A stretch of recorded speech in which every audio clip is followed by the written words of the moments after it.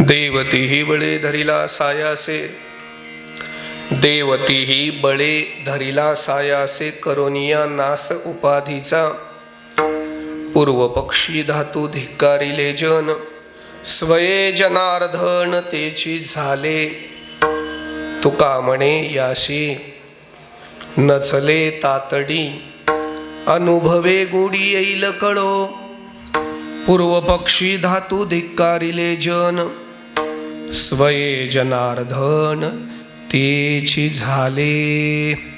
पांडुरंगा करो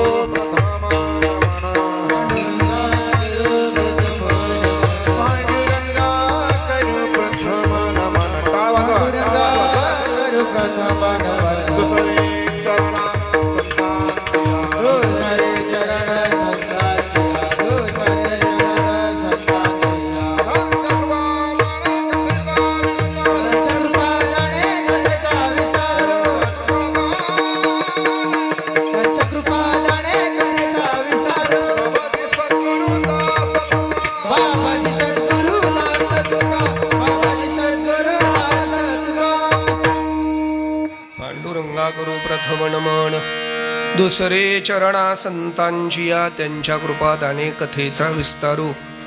बाबाजी सद्गुरुदास तुका यदक्षर मनाखेय आनंदम मजमव्ययम, श्रीमन्निवृत्तीनाथेत ख्यातम दैवतमाश्रेत.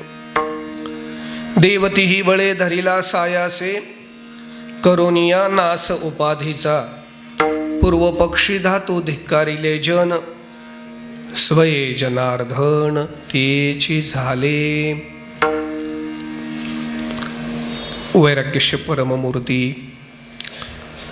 संत श्रेष्ठ श्री जगद्गुरु तुकोबाराय महाराज यांचा अत्यंत महत्त्वाचा, अतिशय प्रासादिक,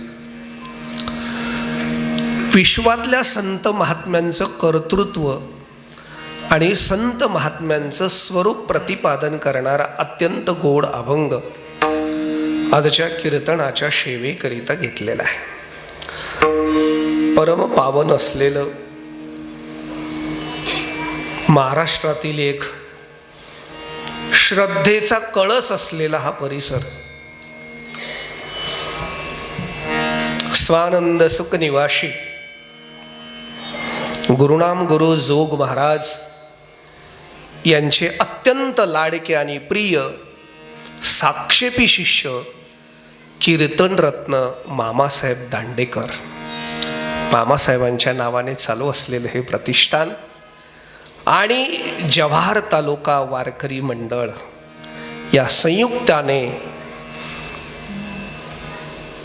अत्यंत 2025ला निरोप आणि 2026चं स्वागत करणारा 31 डिसेंबरच्या पर्व काळातला आणि ज्या तिथीला, ज्या दिवसाला महाराष्ट्राचं आराध्य दैवत राजे छत्रपती शिवाजी महाराजांचं इथं पदार्पण झालं, त्या दिवसाचं औचित्य साधून समस्त वारकऱ्यांनी एकत्र येऊन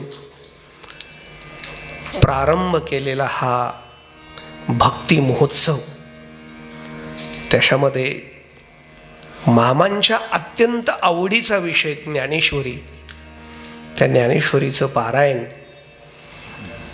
आणि सुलभ अशी कीर्तन परंपरा ज्यांनी महाराष्ट्रात प्रगत केली ते म्हणजे मामासाहेब. अशा महापुरुषांच्या प्रतिमेला विनम्र अभिवादन आणि नतमस्तक होऊन माझ्या वाट्याला आलेली ही कीर्तनाची सेवा मोठा योग आहे, मोठा आनंदाचा दिवस आहे. हे दिवस पुन्हा पुन्हा येत नाही. 2026 कसं जाईल मला माहिती नाही, पण 2025चा हा आनंद 2026 मध्ये तुम्हालाही संपणार नाही, मलाही संपणार. हा आनंदाची शिदोरी मी घेऊन जातोय आणि त्या आनंदाचे 2 महामेरू महाराष्ट्रातले तुम्ही इथं आणून बसवले आहेत. खतर तर आम्ही एवढंच ऐकलंय देवन के देव आदिदेव आदिशंकर जे आमच्या परंपरेचे आद्य गुरु आहेत ना, आदिगुरु शंकरा लागोनी शिष्य परंपरा, बोधाचा हा संसारा झाला जो आमुते. ते आद्य गुरु शंकर हे भजन प्रिय होते. भजन प्रिय नव्हते तर वारकरी संप्रदायाचे आद्य भजनी होते. भजन करी महादेव. मग भजन कुणे करावं तर महेशानेच करावं. आणि आता महेशाने करावं याच्यातलं तुम्हाला अजून आतलं मर्म सांगतो. जो आदिगुरु शंकरा लागोनी शिष्य परंपरा, बोधाचा संसार, बोधाचा पूज्य बोधे बाबांचा संस्कार घेऊन महेश आमचा भजन करतोय आणि महाराष्ट्राला वेळ लावतोय. ही मोठी दिव्य संस्थेची आमची परंपरा आहे. म्हणून गुरुजी माझे मित्र जरी असले, अत्यंत जीवलग आम्ही मित्र आहोत, पण मी वारकरी गायक म्हणून बोधे बाबांनंतर एकच माणसाचा आधार करतो, ते म्हणजे महेश गुरुजी भगवरे. आणि दुसरं आमचं रत्न म्हणजे नाशिक जिल्ह्याला भाग्य लाभलेलं. मी नेहमी सांगतो, अनेक वर्ष या सगळ्या आदिवासी भागाने सद्गुरू निवृत्तीनाथांची वारी केली. अनेक वर्ष नाशिक जिल्ह्यात निवृत्तीनाथ कदाचित महाराष्ट्राला तेवढे प्रगल्भ माहीत नव्हते, पण निवृत्तीनाथांची अशी कृपा आमच्यावर झाली की आम्हाला नाशिकला एक रत्न निवृत्तीनाथांनी दिलं. ते आमचं रत्न म्हणजे विकास महाराज बेलूकर आहे. आणि त्यांनी तालाचा विकास केलाय. हो, माणसं संप्रदायात खाऊन खाऊन गालांचा विकास करतात,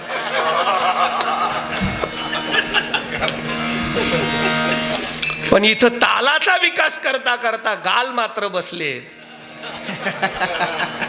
पण ताल मात्र महाराष्ट्रातल्या प्रत्येक मृदंग चाहत्याच्या कानामध्ये जाऊन बसलाय.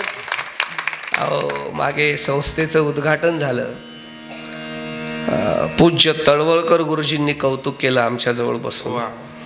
एवढ्या मोठ्या महात्म्याने कौतुक करावं याच्यापेक्षा जीवनात अजून काय मिळवायचं राहिलंय. माझा कधी पण विकासला शब्द आहे. अजून फार कमी वय आहे. जसं जसं वय वाढेल तसं तसं कार्य तर वाढणारच आहे. एक दिवशी नाही का शंकर बापू आपेगावकरांनंतर आमचा विकास दादा पद्मश्री घेतल्याशिवाय राहणार नाही. आणि निवृत्तीनाथांनी ठरवलं तर ते त्याच्यासाठी अवघड नाही. ही सप्ताह आयोजन मंडळी खूप छान आहे. गुरुजी खरं सांगतो, इतकी सात्विक मंडळी मी पाहिली नाही. आपल्या शेजारी योगेश महाराज उभे आहेत ना, वैभव महाराज उभे आहेत. वैभव महाराज आपल्या भागातलं गायक आहेत. त्यांचा चेहरा फार सात्विक आहे आणि ते हसतात बघा किती नाजूक. छान छान.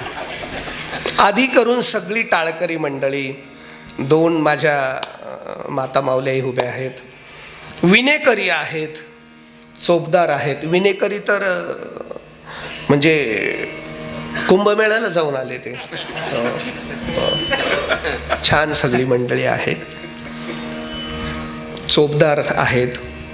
ग्रामीण भागातले अत्यंत भावनाशील, भावनायुक्त, श्रद्धायुक्त आणि वारकरी संप्रदायाचा आदर करणारी तुम्ही श्रोते सज्जन आहात. हे आयोजन नियोजन करणारी मंडळी तर इतकी गोड आहे महाराज. म्हणजे बघितलं तर याच्यात ईश्वराचा मोठा हात आहे. ईश्वराच्या कृपेशिवाय येऊ शकत नाही, नाही का. ईश्वराचा मोठा हात आहे आमचे ईश्वर महाराज, नाही का. आणि काय झालं, ईश्वराचा लाडका सुदाम आहे म्हणून ईश्वर नेहमी काला सुदामाला देत असतो.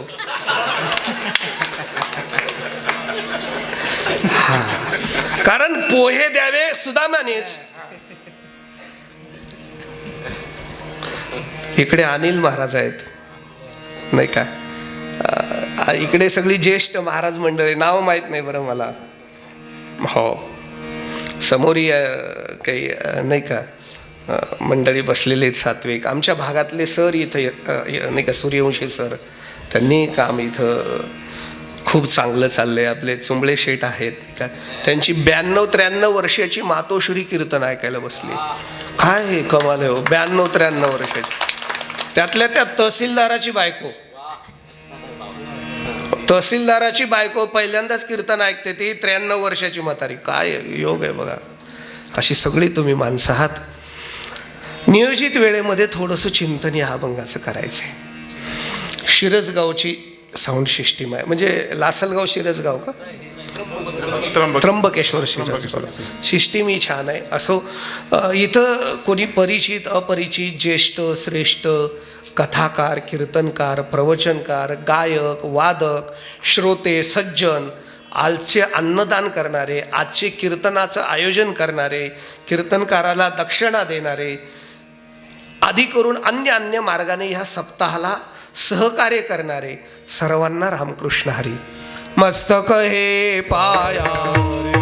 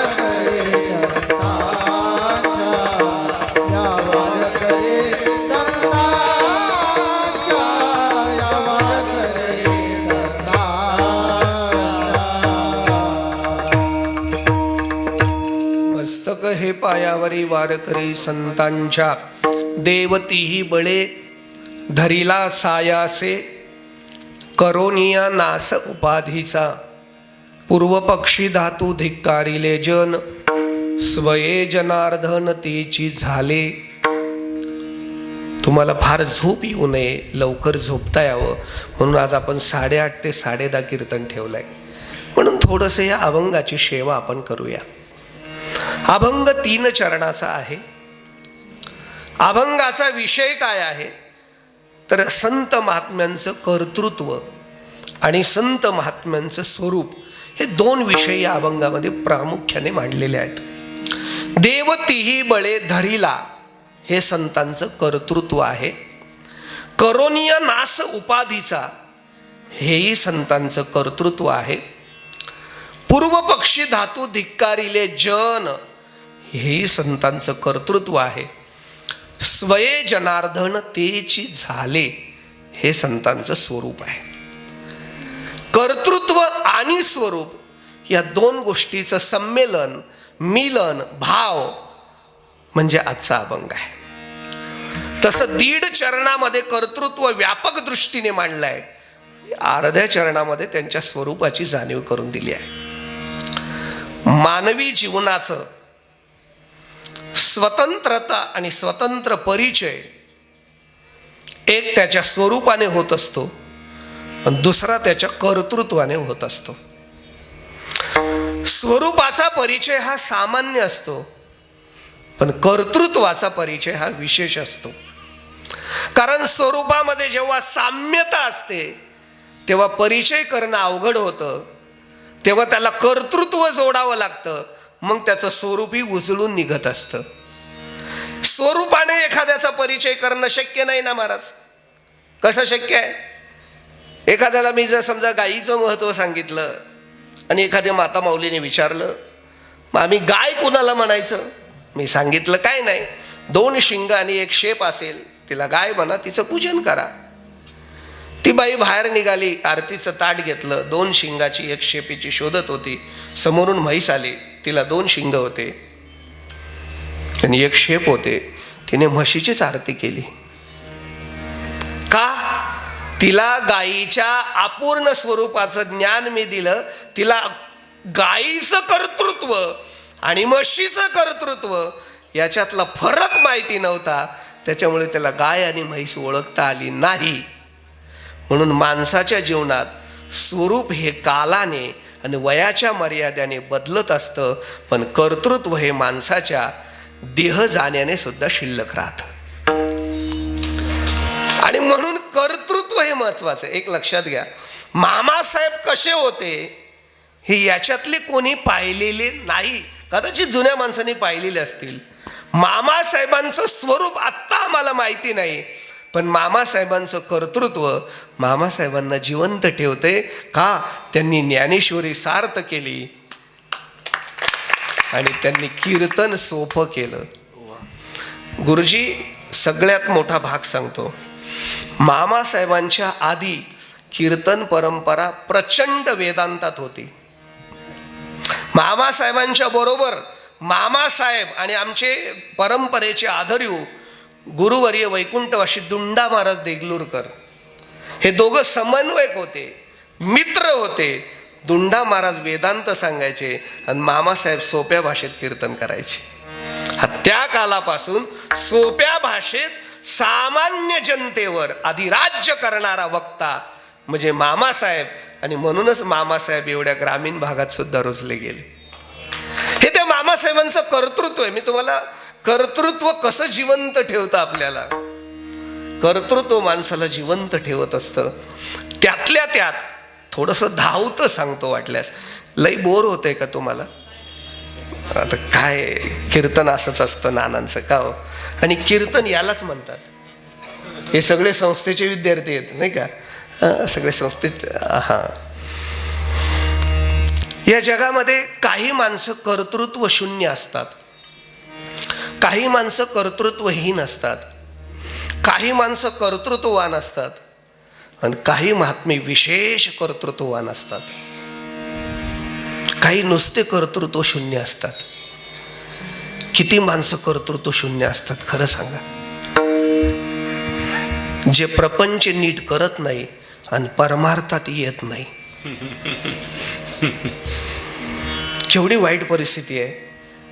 प्रपंच, अहो प्रपंचात सख्खी बायको शिव्या देते. म्हणजे बायको सख्खीच असली पाहिजे, हा, म्हणजे सख्खी असावी अशी माझी तरी अपेक्षा आहे. शिव्या देते हो, म्हणजे इतकी प्रपंचाची वाईट अवस्था आहे. आणि तरीही एकदाही कीर्तन ऐकलं नाही, ज्ञानेश्वरी उघडून बघितली नाही. असे माणसाचं जीवन शून्य आहे महाराज. काय त्या जीवनाला अर्थ आहे सांगा? ज्याच्या हे बघा, एकदा विनोबा भावेंना विचारलं, महाराष्ट्रातला श्रीमंत माणूस कोण वाटतो तुम्हाला? ते म्हणले, ज्याच्या गळ्यात तुळशीची माळ आहे आणि ज्याच्या घरात ज्ञानेश्वरी गाथा आहे तो महाराष्ट्रातला नाही, जगातला श्रीमंत आहे. पण महाराष्ट्रात जन्म येऊन ज्याच्या गळ्यात तुळशीची माळ नाही आणि हातात ज्ञानेश्वरी गाथा नाही, जगातला तो दरिद्री आहे. असा दुर्दैवी कर्तृत्व शून्य माणसाचं काय घेणार महाराज? थोडासा विनोद म्हणून सांगू का? जुने कीर्तनकार सांगायचे, एक कर्तृत्व शून्य मित्र दुसऱ्या कर्तृत्व शून्य मित्राबरोबर प्रवास करत होते. एका ठिकाणी दुपारी विश्रांतीला थांबले. शांत एका झाडाखाली पौडले आणि गाढ झोपले. युगायुगाने काय त्यांचं भाग्य होतं. ते झाड जांभुळाचं होतं. जांभूळ पिकल्या, पिकलं जांभूळ होतं ते. गाढ झोपलेल्या त्या कर्तृत्व शून्य माणसाच्या अंगावर एक पिकलेलं जांभूळ पडलं. पूर्वी असं होतं, माणसं मिशा ठेवायची म्हणून ते मिशीमध्ये अडकलं त्याच्या. तो शेजारच्या कर्तृत्व शून्य मित्राला म्हणायचा, एवढं जांभूळ आत लोटून देतो, चाकता येईल. तर म्हणले, उड, लायकीचं आहे का तुला मदत करायला? लायकी नाही तर तुला काय मदत करू? तर म्हणले, नाही, तू तर जगात कोणीतरी करेलच ना. एक ग्रस्त रस्त्याने जात होता, या कर्तृत्व शून्य ग्रस्ताने त्याला आवाज दिला, ओ थोडी मदत करता का? तो म्हणले काय, एवढं जांभूळ लोटता का? तो म्हणले शेजारी मित्र आहे त्याला सांग. त्याने त्याला विचारलं, का रे तू याचा मित्र आहे? म्हणले मित्र आहे. एवढी मदत करायला काय तुला प्रॉब्लेम आहे, दे ना लोटून. ते म्हणले मित्र लायकीचा असेल तर लोटेल ना माणूस. हा किती नालायक आहे तुम्हाला काय सांगू. म्हणले काय, 5 मिनिटापूर्वी माझ्या तोंडावर एक कुत्रं मुतत होतं, याला हाड म्हणायला लावलं, हा हाड म्हटला नाही, मी याचा जांभूळ लोटणार नाही. अशी माणसं जगले काय मेले काय, नाही का. काल्याच्या कीर्तनात ऐकतो ना आपण, त्याचा होय भूमी भार, नाही तरी काय थोडी, वा वा, नाही तरी काय थोडी, नाही तरी काय थोडी, नाही तरी काय थोडी. श्वान सुपुरे बापुडी, श्वान सुपुरे बापुडी, नाही तरी काय थोडी, नाही तरी काय थोडी, नाही तरी काय थोडी. श्वान सुखरे बापुडे, श्वान सुखरे बापुडे, नाही तरी काय थोडी, नाही तरी काय थोडी,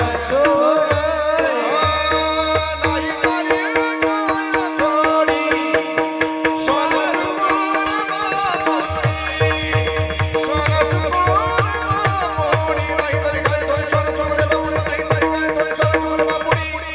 श्वान नाही तरी बापुडे, श्वान सुखरे बापुडे, श्वान सुखरे बापुडे.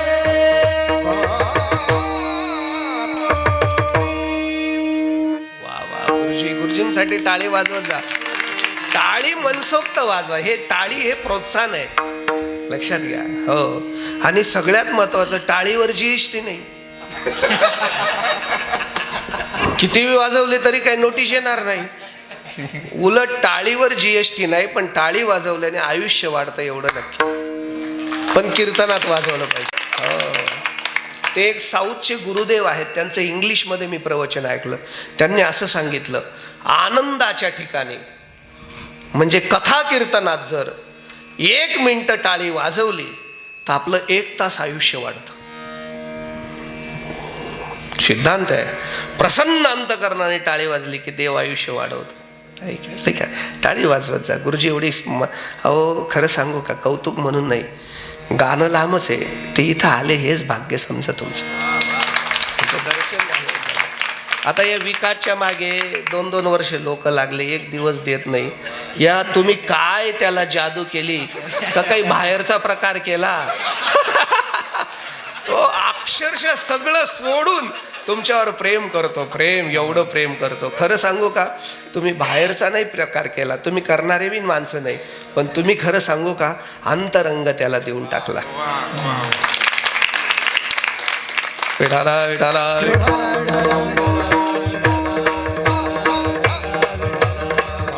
म्हणून असे श्वान शुकरांचं काय कर्तृत्व, त्याच्यावर चर्चाही नको. पुढे जाऊ आपण, कारण 10:30ला सोडायची बोली.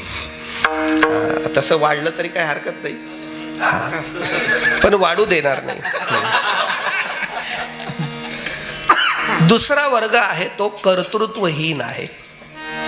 जगामध्ये असा पण एक वर्ग बघायला मिळतो महाराज, जो स्वतःचा जन्म प्रपंच करण्याकरता समजतो आणि प्रपंच वाढवणं पुरुषार्थ समजतो.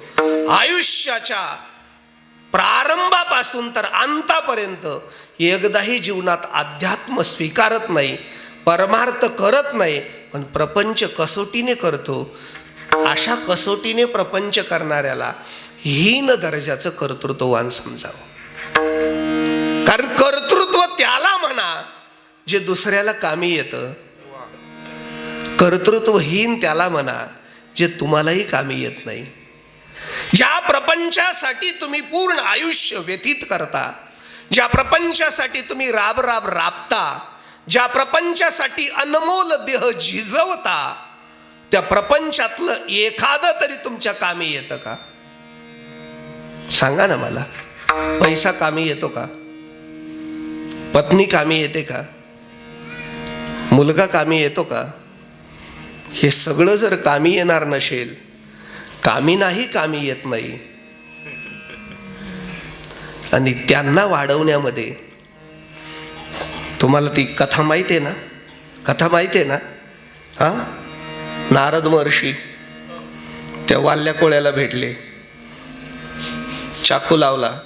ते म्हणजे कोणासाठी हे करतोय? म्हणजे माझ्या घरच्यांसाठी करतोय, माझ्या पत्नीसाठी करतोय, माझ्या मुलांसाठी करतोय. ते कामी येणार आहेत का? तू एकदा विचारून ये. मी इथंच थांबतो.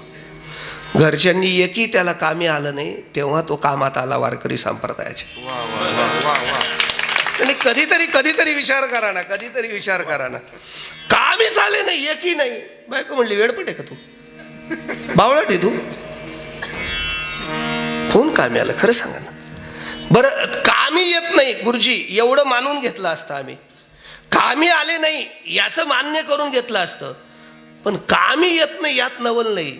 यांचं मूळच दुःख आहे. बीज ज्याचा शीन तेची फळ, बीज ज्याचा शीन तेची फळ, तेची फळ, बीज ज्याचा शीन. नाशिवंत अटी प्रिया पुत्र धन, बीज ज्याचा शीन तेची फळ, बीज ज्याचा शीन तेची फळ. नाशिवंत अटी प्रिया पुत्र धन, बीज ज्याचा शीन तेची फळ, बीज ज्याचा शीन तेची फळ.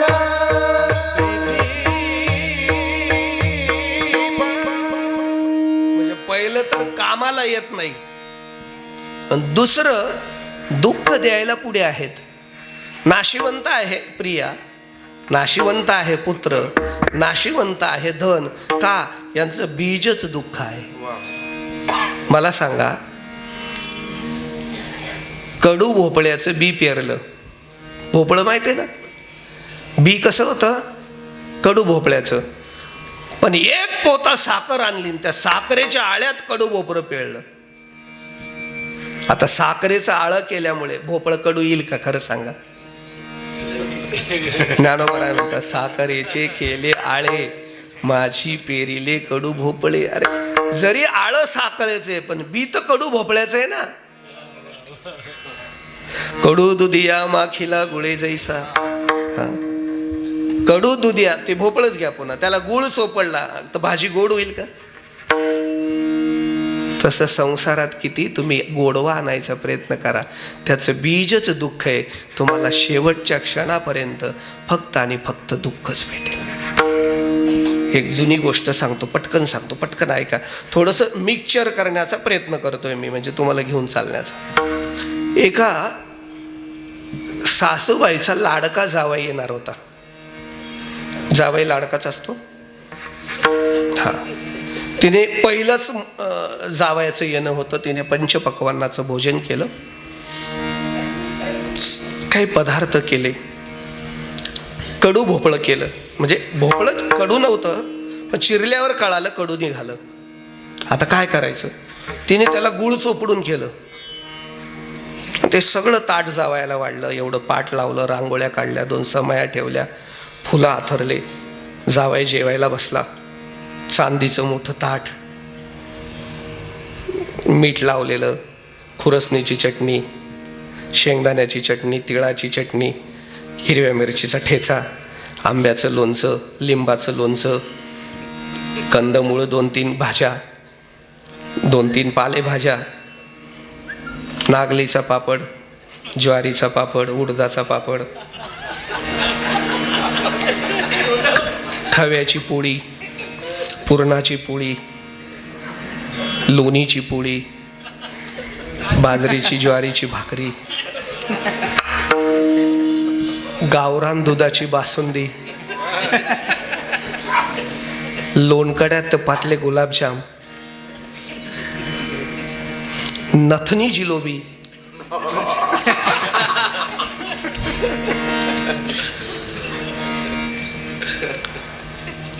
सगळ्या प्रकारचे ज्यूस, आणि त्याच्या बाजूला एक भोपळ्याची चटणी, ती गूळ चोपडून केलेली. जावयाने असं पाणी फिरवलं, सगळं चेक केलं असं, आणि त्याचं नेमकं जेवताना मौन होतं. ते म्हटले बघा भोपळ्यापासून सुरू करू, भोपळं खाऊन घेऊ, मग एवढं आपल्याला गोड खायचंच आहे. आणि त्याने एक घास भोपळं खाल्लं, विचार केला, मौन होतं, बोलता येईना. सासूबाईने एवढं प्रेमाने एवढं चांगलं केलं आहे की नाही, तर एवढ्यासाठी नाराज व्हावं का? डोळे झाकून तिने सगळं भोपळं त्याने खाल्लं. सासूबाई म्हणले बाई भोपळं फार गोड झालं. जावयाने भोपळंच खाल्लं, आलीन वाढायला, वाढू? तो म्हणते ते म्हणले घर तुमचंच आहे, लाजायचं नाही. सासूने हात धरला आणि 2 चमच्या वाढलंच. तो म्हणले आता या भोपळ्याचं काय करू आता? परत डोळे बंद केले, कसं तरी खाल्लं. ते म्हणले बाई जावाई दुसरं काही खातच नाही, भोपळं लयच गोड झालं. बेबी माझं ऐकणार नाही, तू ये. बायको बिन सासू बी वाढायला, पुन्हा 2 पळ्या.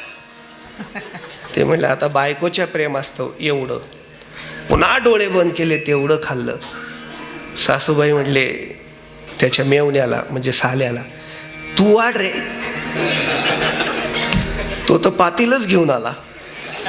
जावई म्हणले मौन सुटलं तर चालेल, पण हे भोपळं तुझ्या बोकांडी घाल बरं तू.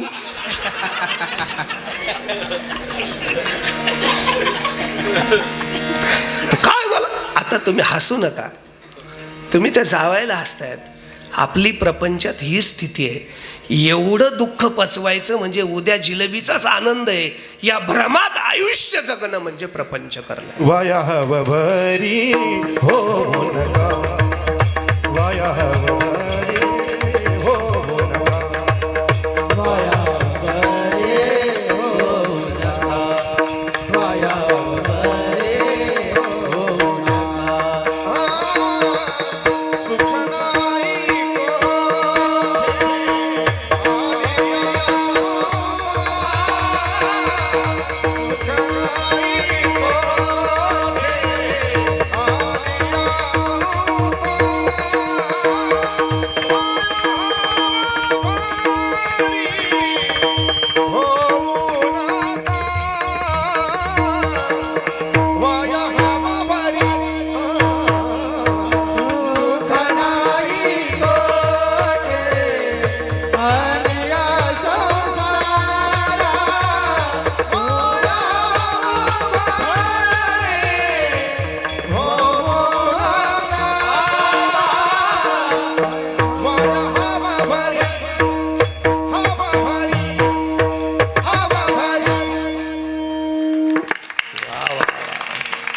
विठाल विठाल विठाल.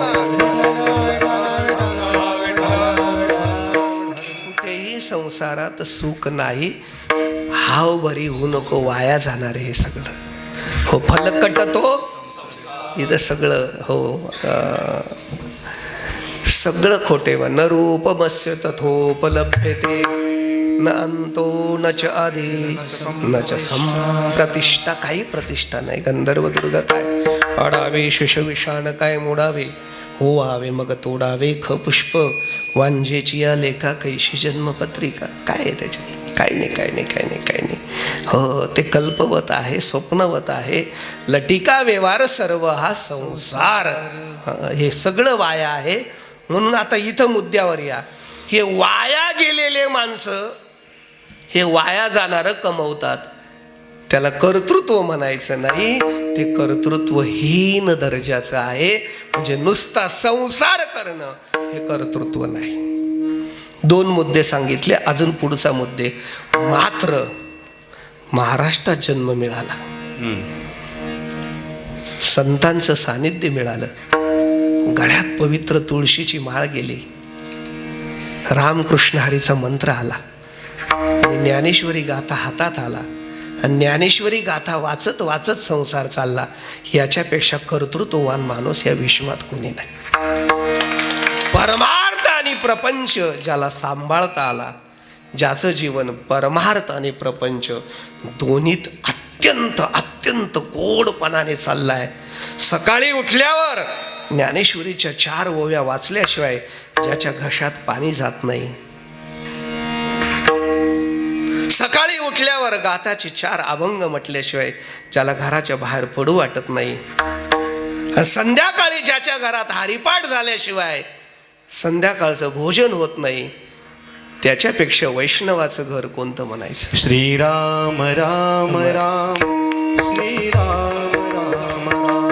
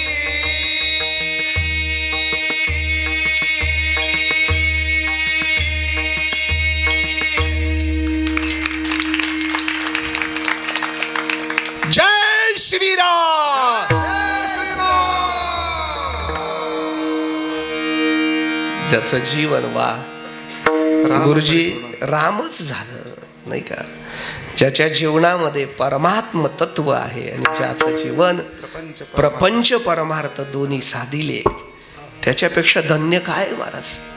नाही तर काही प्रपंच साधतात, परमार्थ उचलून जातो. काहींचा परमार्थ साधतो, प्रपंच उचलून जातो. प्रपंच आणि परमार्थ, खरं सांगू का गुरुजी, एक गोष्टीचा खरंच विचार करावा लागेल. तुम्ही बघा, शांत विचार करा. जगाच्या पाठीवर खूप संप्रदाय होतील, आहेत, त्यांची व्याप्ती मोठी असेल, छोटी असेल. जगात एक साधू असा झाला, पुन्हा होणार नाही, त्याच्या आधीही झाले नाही. त्या साधूचं नाव आहे ज्ञानेश्वर महाराज. आणि या महात्म्याने काय केलं, या महात्म्याने काय केलं, प्रपंच आणि परमार्थ करण्याचं सूत्र पहिल्यांदा महाराष्ट्रात दिलं. आणि फक्त वारकरीचं संप्रदाय आहे की जो प्रपंचही चांगला करतो आणि परमार्थही तितकाच आनंदाचा करतो.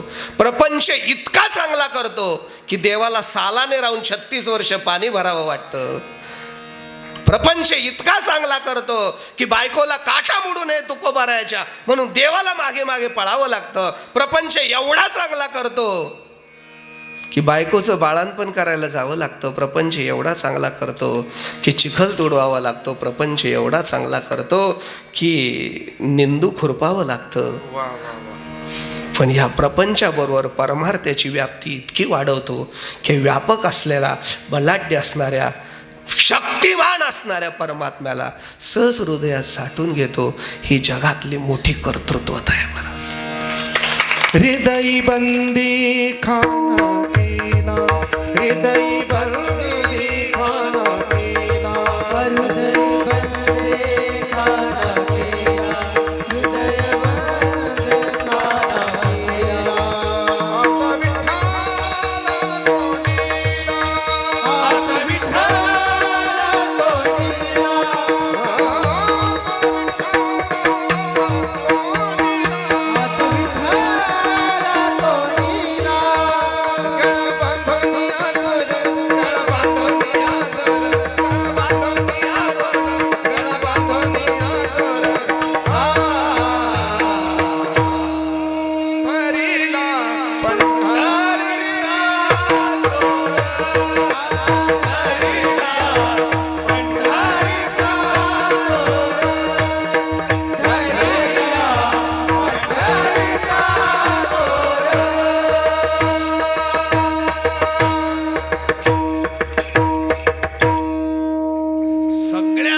कर्तृत्व हे आहे महाराज.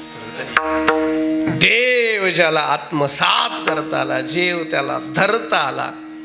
कारण काय असतं माहितीये का, प्रपंच सांभाळून परमार्थ करणं हे भक्ताचं लक्षण आहे. नीट वाक्य आहे का, काय म्हणतो, प्रपंच सांभाळून परमार्थ करणं हे भक्ताचं लक्षण आहे. प्रपंचाची राख रांगोळी करून जगाला आनंद देणं हे संतांचं लक्षण आहे. अर्जुन प्रपंच सांभाळून परमार्थ करतो. तुकोबाराय जाळोनी संसार बैसलो अंग. तुकोबाराय संसाराच्या नावे घालोनिया शून्य वाढता हा पुण्य धर्म केला. पुण्य करणारा वर्ग वेगळा आणि जगात पुण्य वाढवणारा वर्ग वेगळा. जे पुण्य करतात ते भक्त असतात, पण समाजाचं पुण्य जे वाढवतात ते वारकरी संत असतात. लक्षात ठेवा, ज्यांच्यामुळे धर्म वाढतो. विशेष वाढविला. हा, तुकोबारायांची आरती निळोबारायांनी केली नाही का. निळोबाराय म्हणतात तुकोबारायांनी काय केलं, विशेष वाढवलं महाराज हा भक्तीचा महिमा नाही का. हरिभक्तीचा महिमा विशेष वाढविला नाही का.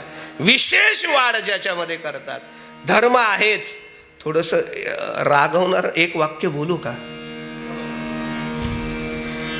या जगामध्ये धर्म दोनच लोकांनी सांभाळला. पण पुन्हा एक वाक्य नीट आहे का, धर्म कधीही बुडणार नाही. कारण त्या धर्माला उभं करणारे दोन महात्मे आहेत. त्याच्यातला एक हरिभक्त होता आणि एक देशभक्त होता. जो हरिभक्त होता ते जगद्गुरु तुकोबाराय होते आणि जे देशभक्त होते ते छत्रपती शिवाजी महाराज होते. आणि म्हणून यांनी हा धर्म सांभाळला.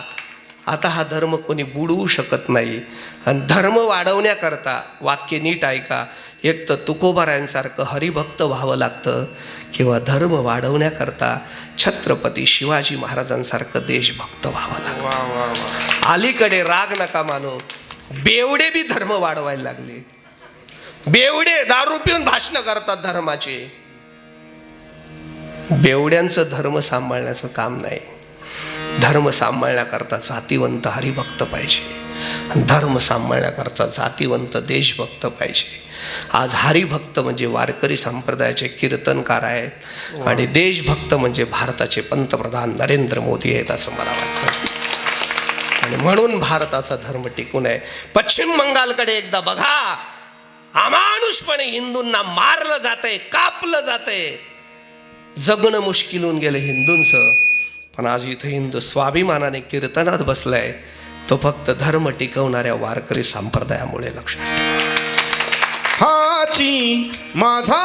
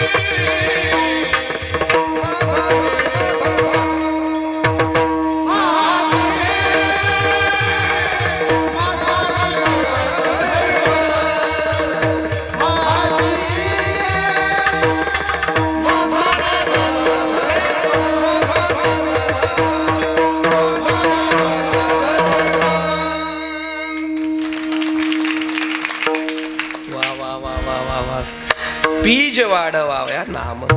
खरं नामधारकाचा नाही का, म्हणजे हरिनाम वाटण्याकरता धर्म आहे नाही का. धर्माचे पालन करू पाखंड हे धर्म आहे. धर्म 2 प्रकारचा असतो. धर्मात अडकायचं नाही मला पुढे जायचं. धर्म 2 प्रकारचा असतो. प्रवृत्ती धर्म वेगळा आणि निवृत्ती धर्म वेगळा. प्रवृत्तीने धारण केलेला धर्म आणि अंतर्मनाने धारण केलेला निवृत्ती धर्म. प्रवृत्ती धर्म हा देशकाल मर्यादेत बदलतो. देश बदलला की धर्म बदलतो. देश बदलला की विचार नियम बदलतात. प्रवृत्ती धर्म त्याला म्हणतात. एखादा देशाचा जवान तुमच्या गावातला असावा आणि तो सुट्टीवर यावा, तुम्ही त्याच्यावर काय करता? प्रेम करता. त्याला घरी बोलवता, गुच्छ देता, त्याला चहा पाजता, मिठाई खाऊ घालता. तोही तुमच्यावर प्रेम करतो, बरोबर आहे. ज्या दिवशी सुट्टी संपली तो देशाच्या सीमेवर जाऊन उभा राहिला. आता त्याने मिठाई वाटायची आहे का? त्याने दिसल्या क्षणी माणसाला गोळ्या झाडून मारून टाकायचे. गावात प्रेम करणं हा त्याचा धर्म आहे. सीमेवर माणूस मारणं हा त्याचा धर्म आहे. हा धर्म याला प्रवृत्ती धर्म म्हणतात. पण निवृत्ती धर्म हा अंतर्मनाशी संबंध असतो. ज्याला तो निवृत्ती धर्म साधता आला त्याला संत म्हणतात. एकदा तो साधला की बदलत नाही. युग बदलतं, जग बदलतं, पण धर्म नाही बदलत. कृतयुगामध्ये एका प्रल्हाद नावाच्या भक्ताने तो साधला, देवाला आपलंसं केलं, खांबातून प्रगट व्हावं लागलं. पुढे युग बदललं, कृतयुग संपलं, त्रेतायुग सुरू झालं. तोच प्रल्हाद पुन्हा अंगदाच्या रूपाने प्रगट झाला. धर्म नाही बदलला आणि देवही नाही बदलला. पुढे युग बदललं, द्वापार युग सुरू झालं. तोच अंगद उद्धवाच्या रूपाने प्रगट झाला. युग बदललं पण देव नाही बदलला, धर्म नाही बदलला. पुढे कलियुग सुरू झाला. तोच उद्धव नामदेवरायांच्या रूपाने प्रगट झाला. धर्म नाही बदलला, देव नाही बदलला. आणि तोच नामदेवराय, तेच नामदेवराय पुन्हा तुकोबारायांच्या रूपाने प्रगट झाले. पण धर्म नाही बदलला, देव नाही बदलला. अंतर्मनाने निवृत्ती धर्म ज्यांनी साधला त्यांनी एकदा देव आपलासा केला की बलाढ्य असणारा, बलवान असणारा, व्यापक असणारा परमात्मा ते कायमचा आपलासा करून ठेवतात. हे जगातलं सगळ्यात मोठं कर्तृत्व महाराज अभंगाच्या पहिल्या चरणात सांगतात. देवती बाळे धरिला सायासे, सायासे देवती बाळे धरिला सायासे. देवती बाळे धरिला सायासे, देवती बाळे धरिला सायासे.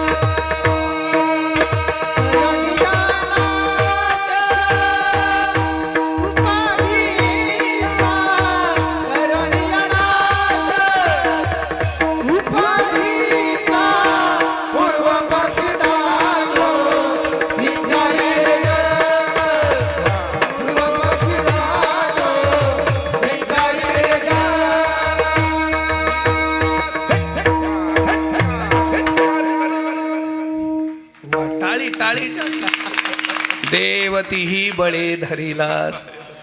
मी हे सगळे कर्तृत्व सांगत आलो ना, हे जगातलं सगळ्यात महान कर्तृत्व आहे, ज्याला देव धरता आला, देव आपलसा करता आला.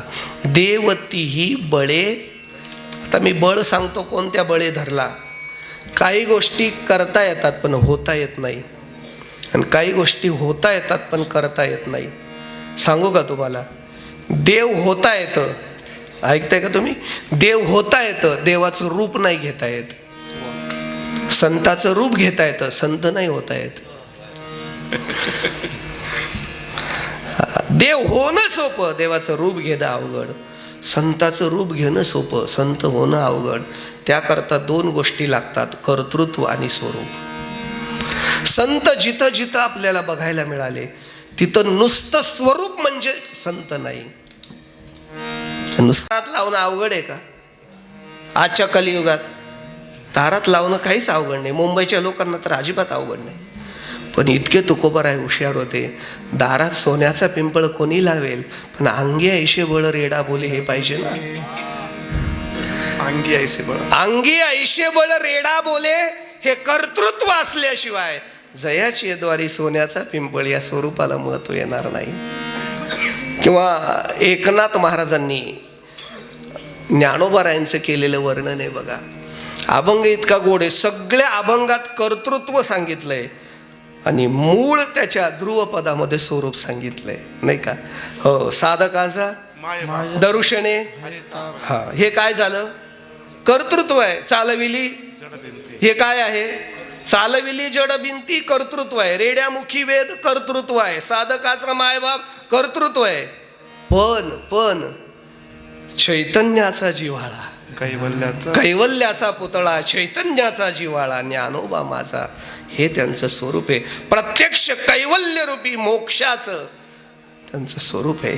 चैतन्याचा जिव्हाळा असलेलं त्यांचं स्वरूप. चैतन्याचा जिव्हाळा, चैतन्याचा जिव्हाळा म्हणजे चेतन तत्वाचा, ज्या परमेश्वराचा नाही, ज्या परमेश्वराला बी ज्यांचा जिव्हाळा आहे, तो चैतन्याचा जिव्हाळा आहे. विठोबाचा प्राण सखा, विठोबाचा प्राण सखा. गुरुजी म्हणाच आता एकदा. कैवल्याचा पुतळा प्रगटला पुतळा, कैवल्याचा पुतळा प्रगटला पुतळा.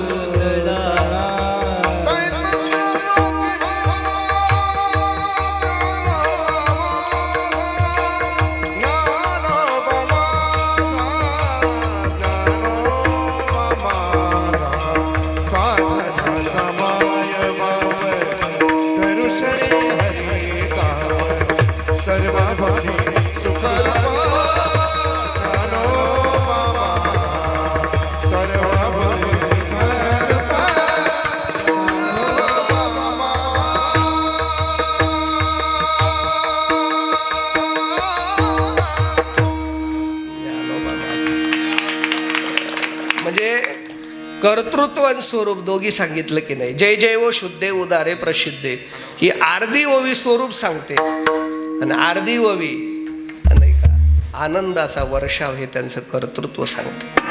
आणि म्हणून कर्तृत्व आणि स्वरूप संत आहेत. आणि हे संत काय करतात? देव आपलसा करतात. देवतीही बळे धरिला, बळे धरिला. बळ कोणत्या बळाने धरला? बळ धरला.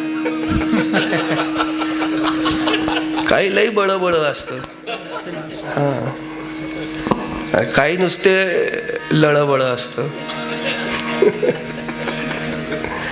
बळे धरिला. आता बळच सांगायचे झाले. सापेक्ष बळ वेगळं, ज्ञानाचं बळ वेगळं, योगाचं बळ वेगळं, सत्तेचं बळ वेगळं आणि भक्तीचं बळ वेगळं. सापेक्ष बळ, मला सांगा, एवढं वजन कमी पण पकवासावर काय वजन आहे? सांगा ना, एवढ्या वेळ पकवास, अहो कधी कधी चाली एवढ्या रंगतात चौपटमध्ये, तरी तसंच वाजवतात. हे बळ आहे. आता विकास दादा पकवास वाजवू शकतात, मला एवढा गाडीपर्यंत ठेवता घामा येईल. आहे की नाही बळात फरक? हे सापेक्ष बळ आहे ना महाराज. एखादा माणूस 100 किलो उचलेल, एखादा 10 किलो जाम होईल. एकाचं लग्न होईना, त्याने एजंट टाकला मग त्याला, आणि लांबची पोरगी केली मराठवाड्यातली. ₹1,00,000 कमिशन तर मधल्याला दिलं. हो, हा होता 42 किलोचा, ती होती 92 किलो. त्या गुरुजींना कामं नव्हते. ते म्हटले तुमचं नवीन लग्न झालंय, एक तर तुझं लग्न होत नव्हतं, तू कुळदेवीला जाऊ दे, कुळस्वामीला जाऊ नये. त्याचा कुळस्वामी जेजुरीचा खंडोबा होता, तो खंडोबाला गेला. तिथल्या वाघ्याने गोंधळ घातला. वाघे गोंधळच घालतात. त्याने असा गोंधळ घातला, 5 पायऱ्या तरी बायको उचलावी लागते. हा 42 आणि ती 92. याने जी उचलली 5 पायऱ्या, 3ऱ्या पायरीवर हार्ट अटॅक येऊन मेला. आता मला काय विचारता पुढे, जाऊ द्या मर्दाला. बळे सापेक्ष संकल्पना आहे. बळाचं काय काय बळाचं घेऊन बसलं. बळ ही मला आहे ते तुम्हाला बळ नाही. या बळापेक्षा ज्ञानाचं बळ मोठं आहे महाराज. ज्ञानी माणूस कधी बलवानाला हरवतो बरं का. एक लक्षात ठेवा, एक वाक्य नीट ऐका आणि लक्षात ठेवा. या जगात कोणत्याही क्षेत्रामध्ये फक्त तोच माणूस मोठा होतो जो बुद्धिमान राहतो.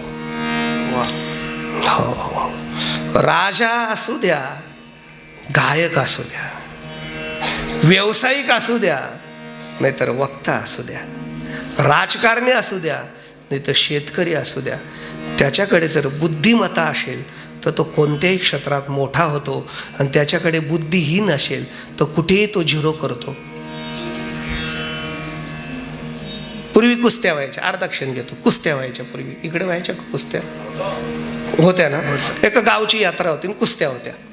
ते पैलवान यायचे, परिसरातले पंचक्रोशीतले पैलवान लागले. ते पूर्वी पहिली कुस्ती तर असे शरवड्यावर असायचे, त्या रेवड्या, मग ते प्लॅस्टिकचे डबे, आठवतं का तुम्हाला?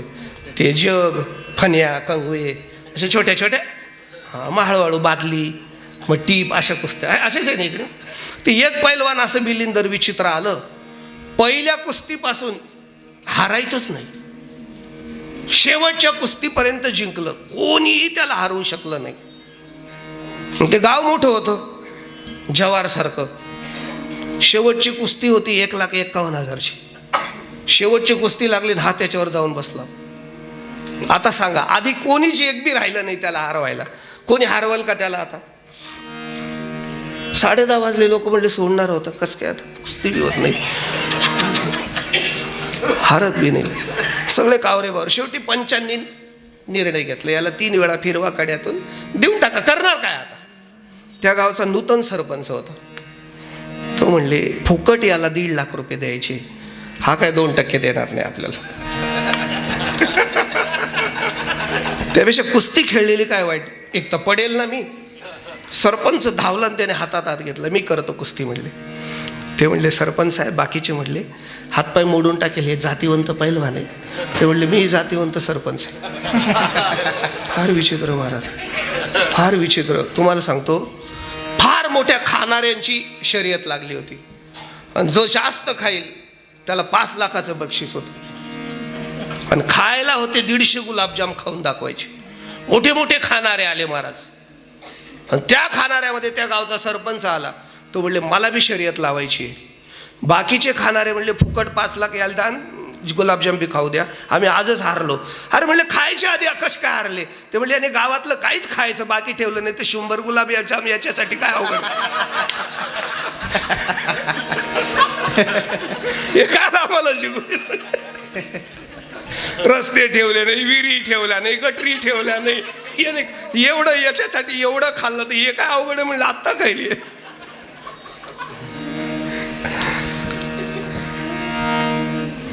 हातात हात घेतला सरपंचाने. मी कीर्तनच करतोय, नीट ऐका. हा, नाही तर बरेच एकदा बाहेर पडले की मध्ये येता येत नाही त्यांना, कुठे होतं ते सापडत नाही. हा, असं म्हणायचं बुबचे स्वर काढायचे, दुर्गा गायचा, पुन्हा यायचंच नाही बुब मध्ये.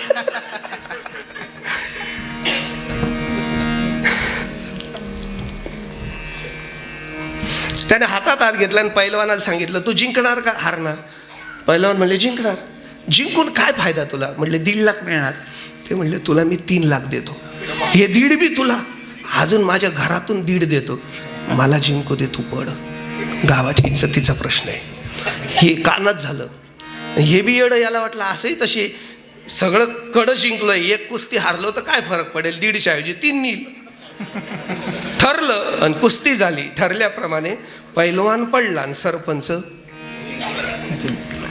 सरपंचाची मिरवणूक, सरपंचावर गुलाल, सरपंचाला हार, जय घोष सरपंचाचा, आणि हे रथाच्या मागे मागे फिरायचे.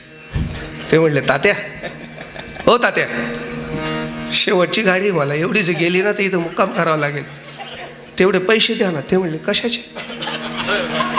ते आपलं ठरलंय ना म्हणे, मी हारायचं आणि तुम्ही 3 लाख द्यायचे. ते म्हणले तो माझा कड्यातला डाव होता, तुला कळाला नाही, मला काय कळलं.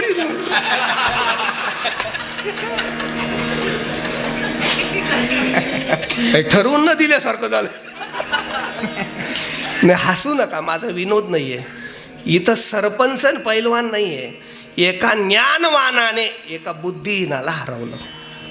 म्हणजे ज्ञान कधीही बुद्धीच्या पुढे आहे. ज्ञानी माणूस कधी बलवाना म्हणून आहे बघा.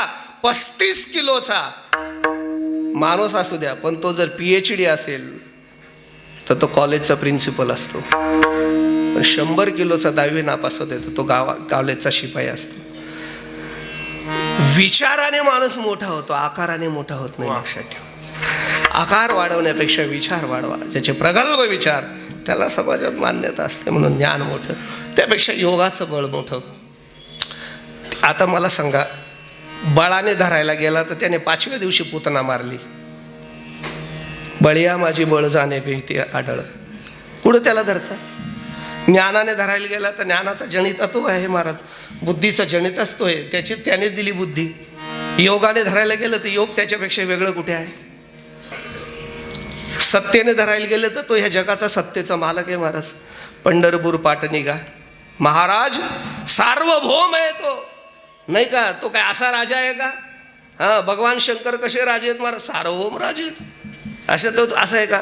परमात्मा सार्वभौम आहे, सगळे राजे त्याच्या पायाजवळ आहेत. पंढरपूर पाटणिगा. हां, मग सत्तेच्या बळाने धरता येणार नाही, योगाच्या बळाने धरता येणार नाही, ज्ञानाच्या बळाने धरता येणार नाही, सापेक्ष बळाने धरता येणार नाही. एक बळ फक्त वारकरी संप्रदायाने शोधून काढलं आणि त्या बळाचं नाव आहे भक्तीचं बळ, प्रेमाचं. ज्ञानेश्वर महाराज हरिपाठात सांगतात, भाव ये रवी कळे. भावाच्या बळाने त्याला धरता येतं महाराज. प्रेमाने फक्त तो आपला साथ होतो. हे फार मोठी भगवंताची कृपा आहे. तो जर बळाने धरता आला असता तर जोड्या जाड्या माणसांनीच त्याला धरला असता. तो ज्ञानाने धरता आला असता तर जगातल्या विद्वानांनीच तो आपलासा केला असता. तो योगाने धरता आला असता फक्त योग्यांनाच आपलासा झाला असता. तो सत्तेने धरता आला असता तर फक्त आमदार खासदारांचाच झाला असता. तो सामान्यातला सामान्य पालघर जिल्ह्यातल्या भोळ्या वारकऱ्यांनाही धरता यावा याच्यासाठी जे बळ निर्माण केलं ते प्रेमाचं बळ आहे, ते भक्तीचं बळ आहे, ते वारकरी संप्रदायाचं बळ आहे. लक्षात ठेवा. आणि त्या बळाने तो परमात्मा आपला करता येतो. बळ भाव असला पाहिजे. भावोदय, भावसंधी, भावशाबल्य, भावशांती, 4 प्रकारचे भाव सांगितले. भावोदय होणं म्हणजे देव धरणं नाही, फक्त प्रसन्न वाटतं कीर्तनात, पण बाहेर गेले की भाव बदलतो, संधी निर्माण होते. आत्मचिंतन करायला लागले शाबल्य निर्माण होतं. पण कोणत्याही परिस्थितीमध्ये ज्याचा भाव बदलत नाही त्याला भाव शांती म्हणतात. आणि भाव शांत झालेला परमात्मा आपल्याला, देवाला आपलंसं करू शकतो. देव तीही बळे. अर्धा मिनिटं घेतो आणि विठोबा रखुमाई घेतो. एक सूरदासजी नावाचे भक्त होऊन गेले उत्तर प्रदेशमध्ये. फार गोड स्वर होता त्यांचा, भजन करायचे. नियम होता, भजनाशिवाय पाणी नाही प्यायचे. संध्याकाळी मंदिरात जायचे, कृष्णाचं भजन करायचे, मग प्रसाद घ्यायचे. एक दिवशी मंदिरात निघाले, संध्याकाळची वेळ होती. संध्याकाळी चांगले चांगले रस्ते चुकतात. सूरदासजी चुकले अंध असल्यामुळे. जंगलाच्या दिशेने निघून गेले. 10:30 वाजले. एक विहीर होती, विहीर. ते विहिरीत सुरदासजी पडणार. एक पाऊल टाकला की आता मरणार. पण एक वाक्य सांगू, माझा पांडुरंग विटेवरती कमरेवर हात ठेवून उभा आहे. आत्तापर्यंत महाराष्ट्रातल्या लाखो गायकांना, त्याचं भजन करणाऱ्यांना त्याने केसाला सुद्धा धक्का लागू दिला नाही. तो सांभाळ. आणि म्हणून तुम्हाला एक वेगळा भाव सांगतो गुरुजी आज, कीर्तनकारापेक्षा कधीही गायक महान आहे. कीर्तन करण्याकरता नामदार व्हावं लागतं, पण गायन करण्याकरता ज्ञानेश्वर महाराज व्हावं लागतं. लक्षात ठेवा. जनी म्हणे ज्ञानदेवा का नामदेवा? ज्ञानदेवा बोला. बोला अभंग. म्हणजे भजना करता ज्ञान असावं लागतं आणि कीर्तना करता नाम असावं लागतं. नाम आणि ज्ञानाचा संगम म्हणजे वारकरी कीर्तन आहे. विठ्ठल विठ्ठल.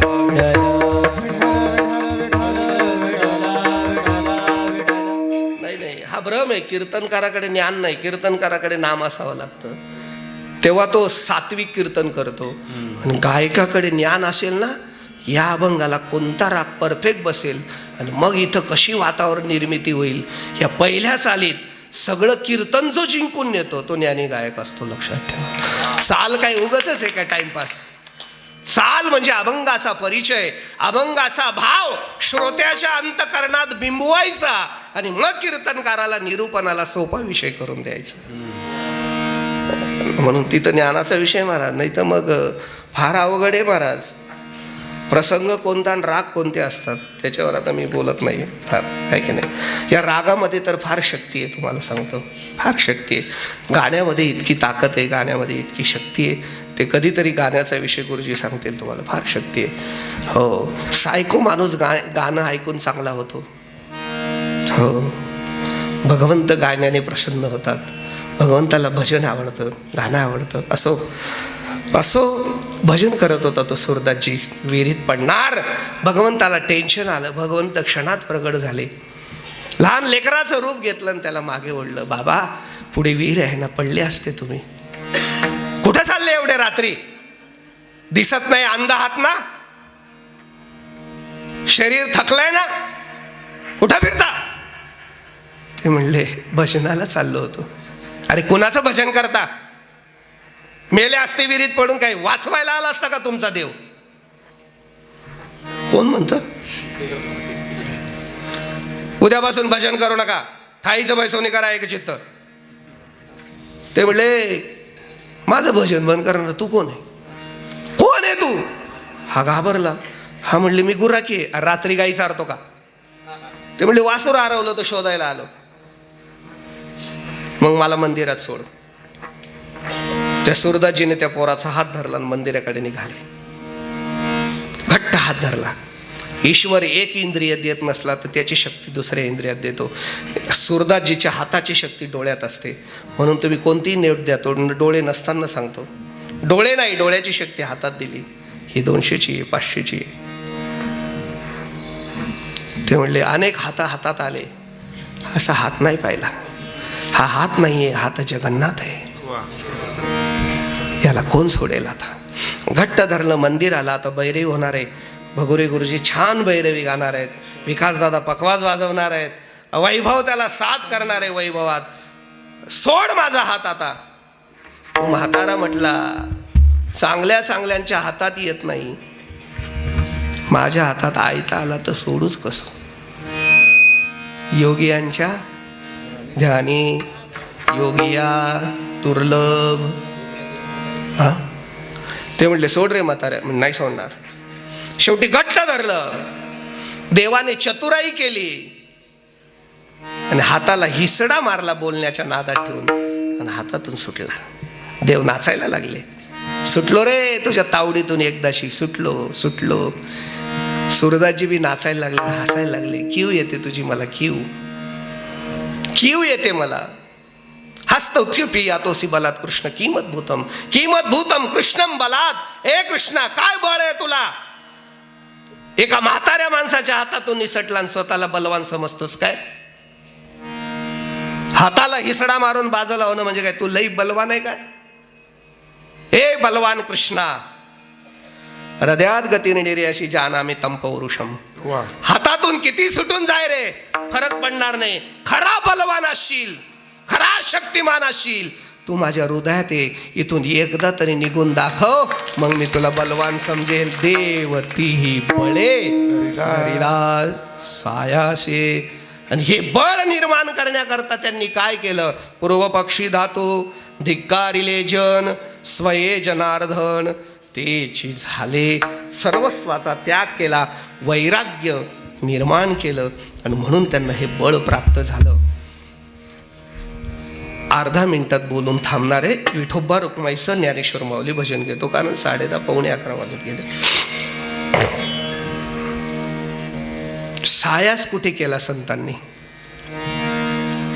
देवती ही बळे धरिला, इथपर्यंत ठीक आहे, पण सायाशे बळाला बाधा आली ना विकास दादा.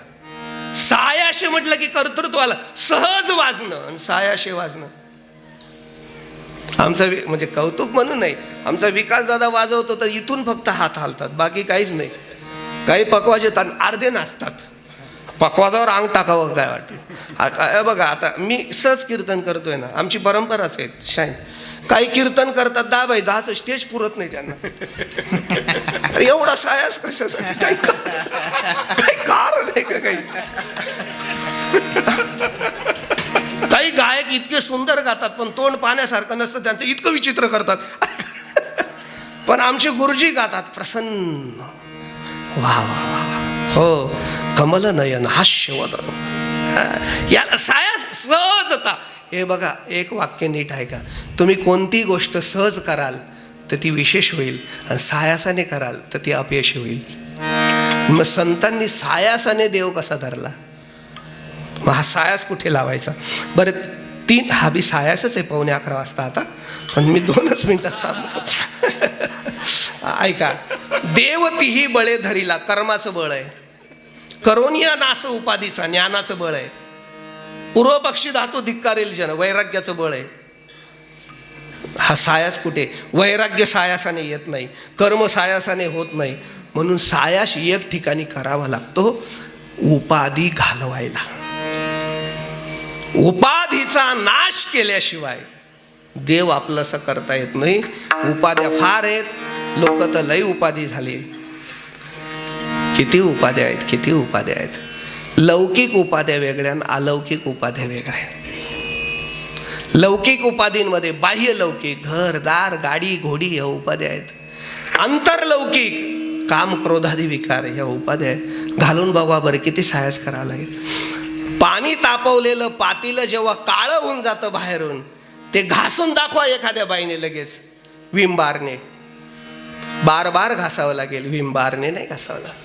मग काळं झालेलं पातीलं घासण्याकरता जर एखाद्या बाईला सायास करावा लागतो, तर अनादिकालापासून अनेक उपाध्यांनी चिटकलेला हा जीव त्याला स्वच्छ करून ज्ञानेश्वरी वाचण्याकरता किती सायास करावा लागेल. त्याला भक्तीमध्ये प्रवृत्त करण्याकरता किती सायास करावा लागेल. लई उपाध्या लावून घेतल्या आपण. या सगळ्या उपाध्या सायास आहेत. एक माझे एका सप्ताहाचं नियोजन होतं विकास दादा, बरं का गुरुजी, सप्ताहाचं नियोजन होतं. पत्रिका, माझा एक स्वभाव आहे, मी पत्रिका पहिले प्रूफ बघत असतो. म्हणजे अलीकडे आपण पत्रिका बघत नाही, पण व्याकरणामध्ये फार दोष निर्माण होतात. कीर्तनाचा की रस्व असावा, नाही का दीर्घ आहे तो, पुढं दुसरी विलांटी तुमच्या भाषेत, पण ते सुद्धा बऱ्याचशा नाही. असे कितीतरी शब्द आहेत की आपण त्या चुका होऊ नये म्हणून ते प्रूफ चेक करायची एक माझी आवड आहे. ते पत्रिकाचा प्रूफ आला. काय आहे, माझ्या या उपरण्याला आहे ना 7 ते 9ची सवय आहे. ते आत्तापर्यंत 3 वेळा सुटलं, तेव्हा त्याला वाटलं आज कसं सुटणार, म्हणजे उपरण्याला सुद्धा सवय झाली माझी. मी तेच म्हटलं उपरणं का, त्याला वाटलं कधीच सवय नाही 11ची, एकच काय.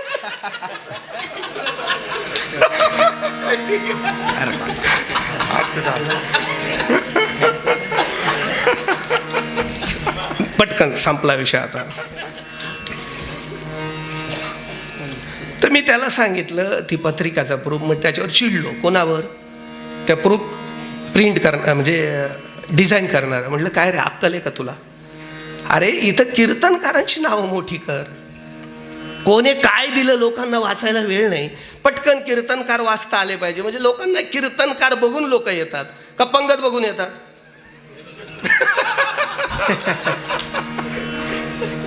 कीर्तनकार बघून येतात लोक.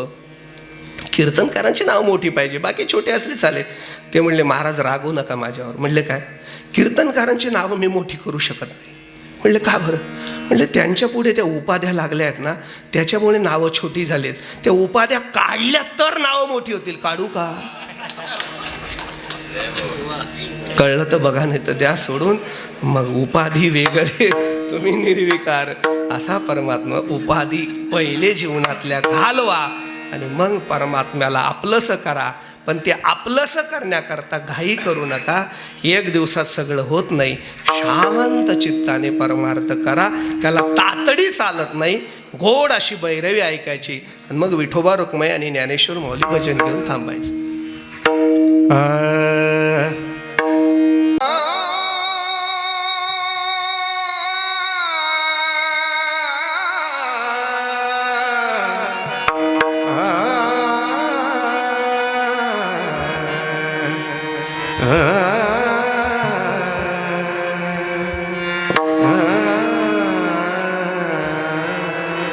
वाह! तू का म्हणयासी नचले तातडी, तू का म्हणयासी नचले तातडी,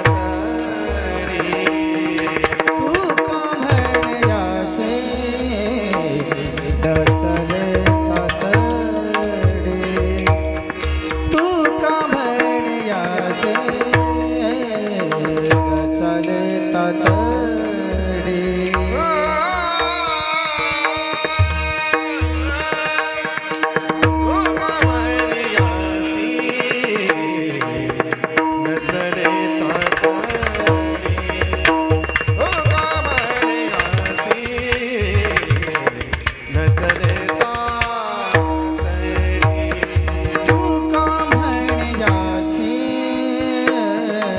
नचले तातडी, तू का म्हणयासी नचले तातडी. अनुभवी गोडी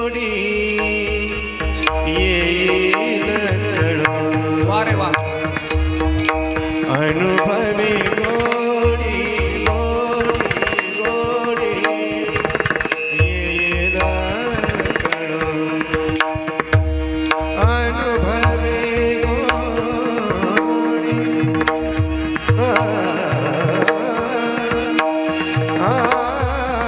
अनुभवी गोडी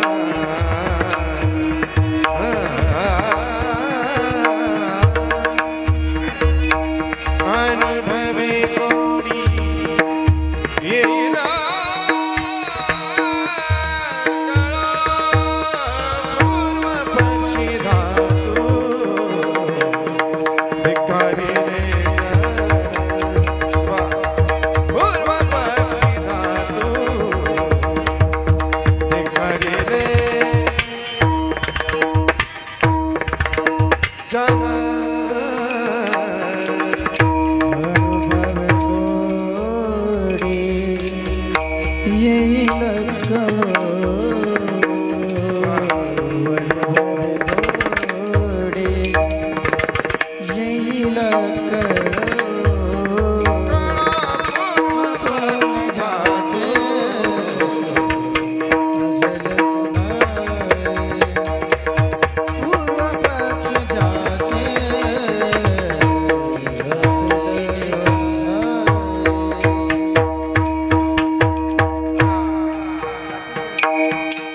स्वयी जनार्दन.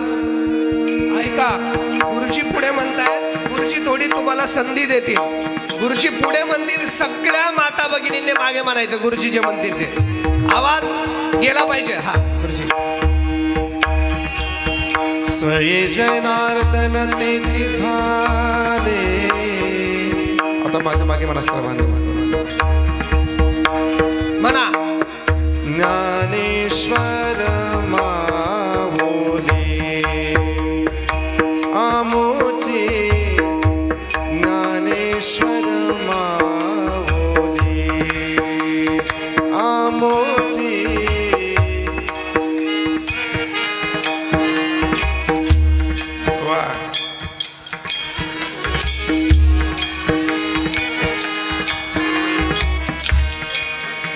अजून छान म्हणा एकदम. ज्ञानेश्वर माऊली मुची ज्ञानेश्वर माऊली.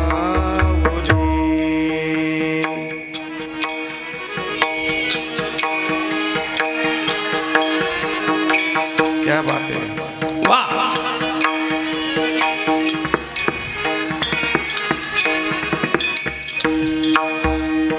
आता यांचा आवाज आता. ज्ञानराज माऊली तुकाराम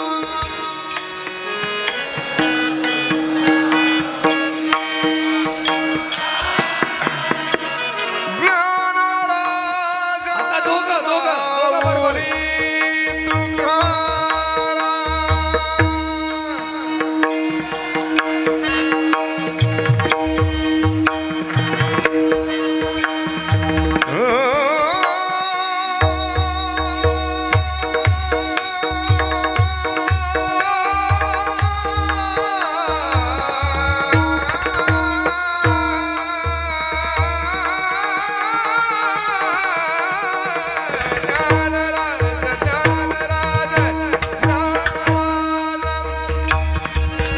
स्वय जनार्दन